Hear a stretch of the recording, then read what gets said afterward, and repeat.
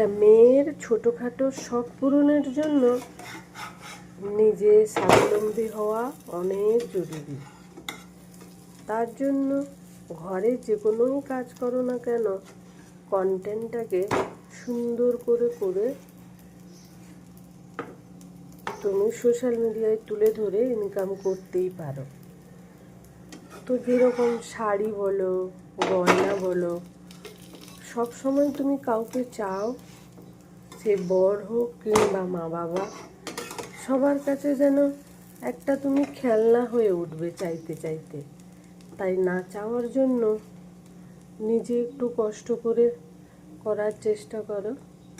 আজকে দিশা রাত্রেবেলা বলল, মা আমাকে কালকে আলুর পরোটা করে দিও। তো আজকে টিফিনে ঝটপট করে উঠে একটু আলুর পরোটা করে দিলাম। Good morning.